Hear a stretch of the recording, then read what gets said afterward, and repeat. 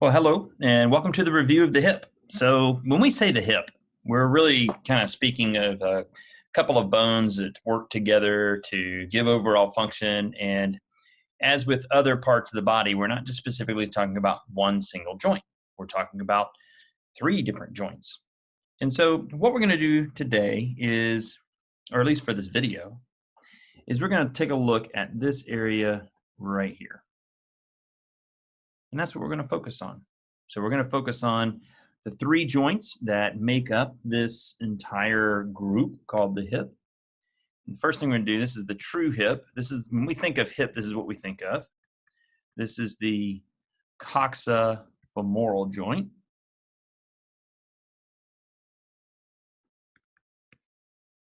Then we have this little oddity right here, which is called the sacroiliac joint. And then we have a weird joint, a kind of a symphysis joint. We call this the pubic symphysis because it's where the two pubic bones join together. And those are our three joints that we're going to be talking about today.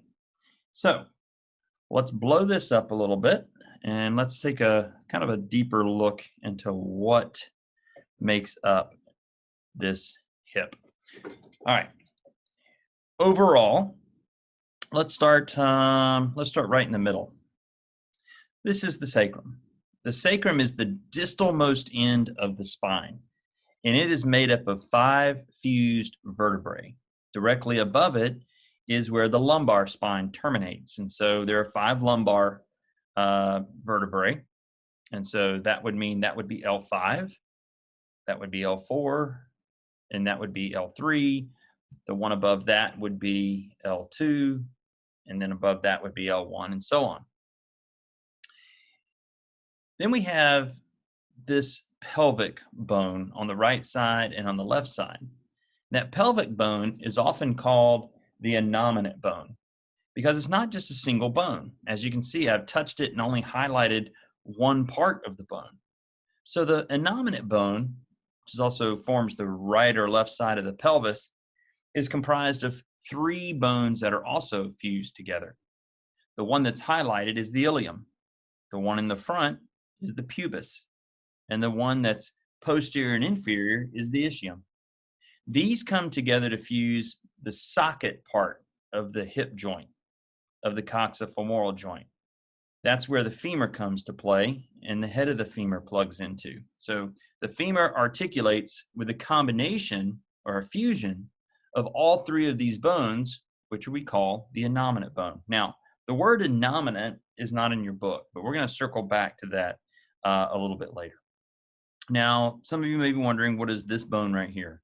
Well, this is your tailbone. You know, if you're just kind of using lay terms, that's your coccyx. It's also, it's a little bit mobile. And the reason why it's important is it forms an attachment point for pelvic floor muscles. So that's the entire complex, all the bones that we're going to be talking about, and the joints. So sacroiliac joint, coxofemoral joint, and then the pubis symphysis on the anterior side. So what we want to do is let's clear this out a little bit. Give us a little bit of room to kind of see what we're doing. So what we're going to do is I'm going to clear out some bones. As I clear out these bones, kind of quiz yourself. See if you can actually name the bone as I clear it out. So radius, ulna, humerus, ulna, radius, humerus. Let's see here. I've got carpal bones, pisiform, hamate, capitate, scaphoid, and then I can move my multangular bones. These are my metacarpals that are disappearing. Sesamoid bones of the pollicis. Remember, pollicis means thumb. Middle and distal phalanx of the thumb. Middle and proximal, middle, and distal phalanx of the first finger, or first finger, but second ray. So remember, we start with the thumb. So the thumb is number 1, the pointer finger is number 2, middle finger's 3, ring finger's 4, and the pinky's 5.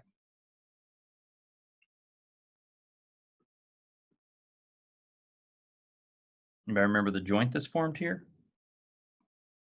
distal interphalangeal joint. Good. Now let's go ahead and clean this hand up as well. So this time we're going to start on the ends. We're going to get rid of the distal phalanx, middle phalanx, proximal phalanx. And we're going to get rid of the metacarpals, and then we'll get rid of the pollicis, right? So the joint between these two phalanges on the pollicis is just an interphalangeal joint, right? Because it's not distal nor proximal because there's only two phalanx in the thumb. Sesamoid bones, metacarpal, and then proximal row.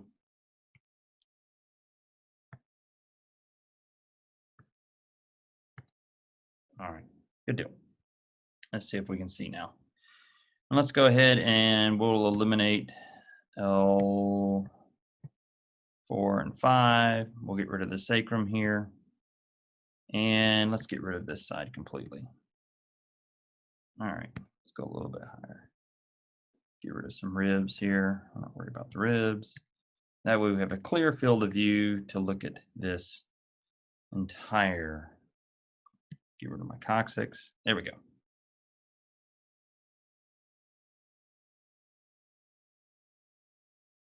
And let's get rid of our femur. And there's our femur. Okay. Now, this is the anterior view. If this is the anterior view, that means that the left of your screen forms the middle of the body and the right of your screen forms the lateral aspect. So anterior view, lateral view, posterior view, medial view, and back to anterior. So let's take a look at a few pieces of this bone. First, let's talk about how these come together. We'll take a lateral view.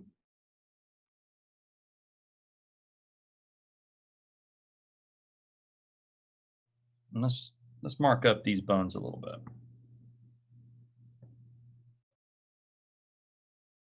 So I mentioned before that the innominate bone, and let's spell that out here.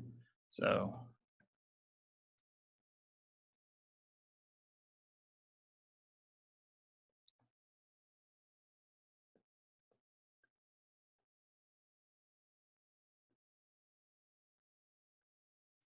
that's the innominate bone. This is my half of my pelvis.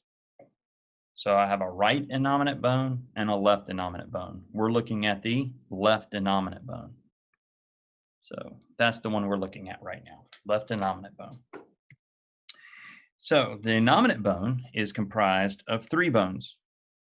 One,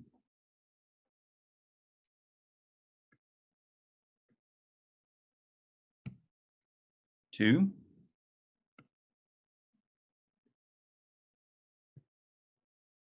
and three. And we can draw kind of some borders here.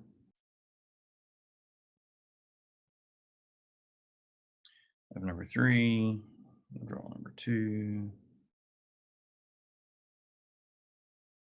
Got a little sloppy with my lines there.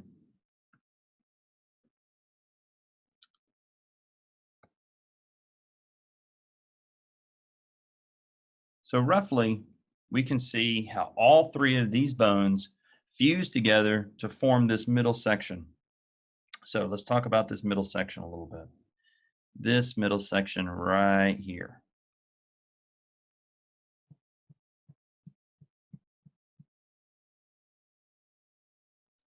This forms the socket of our ball and socket joint, which the hip is a ball and socket joint. The real name for this is the acetabulum.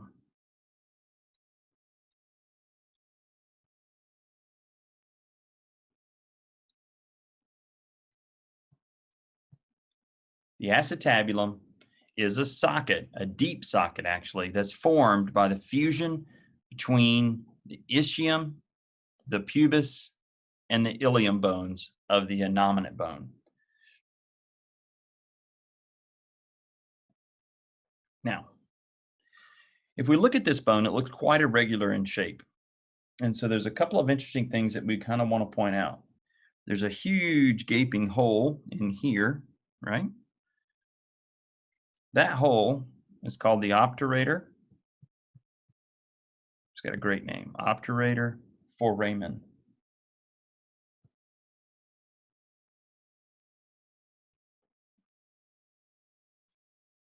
We have some other anatomical landmarks that are of pretty significant importance.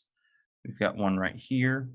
So when you're sitting down on a really hard surface, this is where you feel the contact pressing through your glutes and your hamstrings.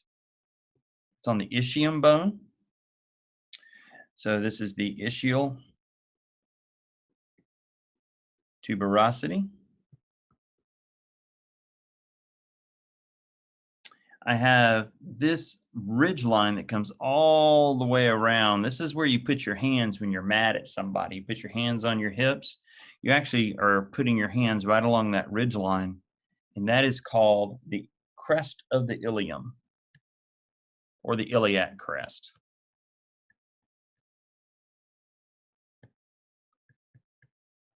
because it's on the superior aspect of the ilium bone. Now, if you'll notice, on the anterior side and on the posterior side, we have two kind of protrusions that come out. Here's one here. Here's another one here. There's one here, and there's one here. Now, these anatomical landmarks are quite important because they serve as attachment points for some pretty major muscles. And they're named for their location. So this is located anteriorly.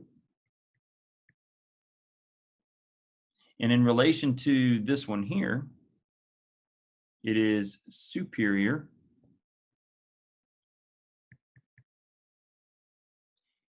And it's on the ilium. And it forms a ridge line, which we often call a spine. You'll hear this commonly referred to as the ASIS, the anterior superior iliac spine, which means, what would this one be named? It's also located anteriorly, but it's inferior to the other one, lower, right?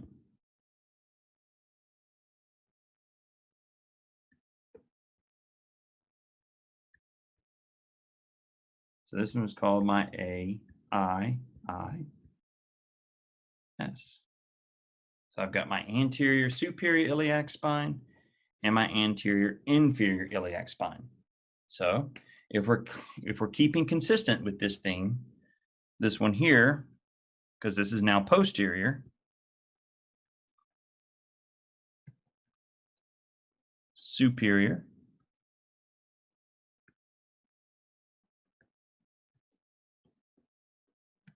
iliac spine, or my PSIS, and then this one would be my posterior inferior.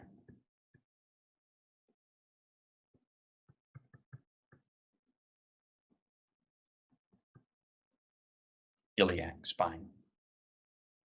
Some other things that we see is we have kind of ridges and lines. I'll pick another color here. Ridges and lines that are formed.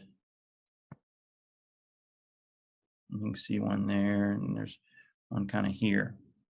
These ridges and lines, if you collapse them together,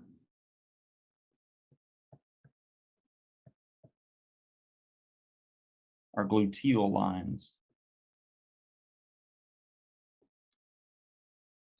Because I know my glutes, my big glutes, I have three gluteal muscles: gluteus maximus, gluteus medius, and gluteus minimus, and they're layered on top of each other. So the minimus be here, medius here, maximus would be here. And all of those insert along that entire plate of the outside, the lateral aspect of my pelvis.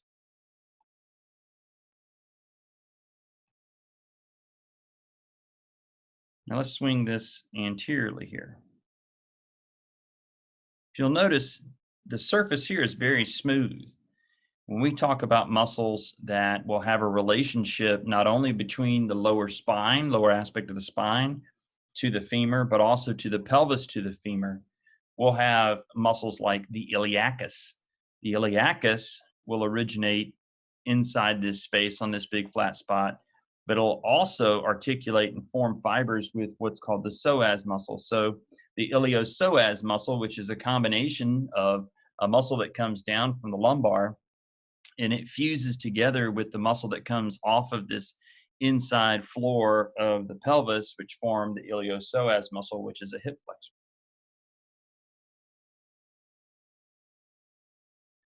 Our acetabulum here is interesting because it has articular surface that's lined in articular cartilage, but it also has a labrum that is inside of there as well. And it's a very thin labrum, but it's a very important labrum. We also have another aspect that we'll talk about a little bit later is there's actually an artery that comes out in there as well and feeds the head of the femur. So we've got three bones. They fuse together to form the innominate bone. There is specific anatomy that we have to remember for this so we can know the origins and insertions of muscles. And then there's some specific things that we need to remember as far as location as well.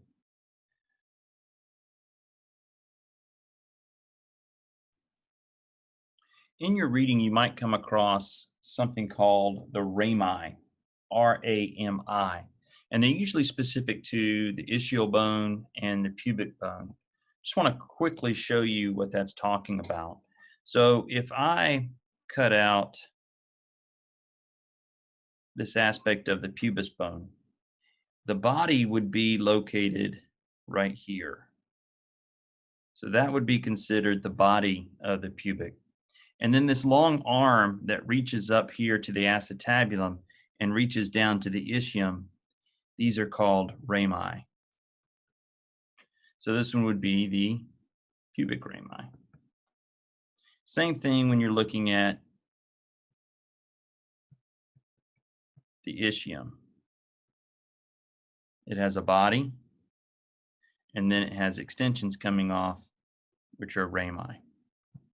So it might just help you with a little bit of clarification as you're working through some of the naming conventions of some of these pieces as we come together.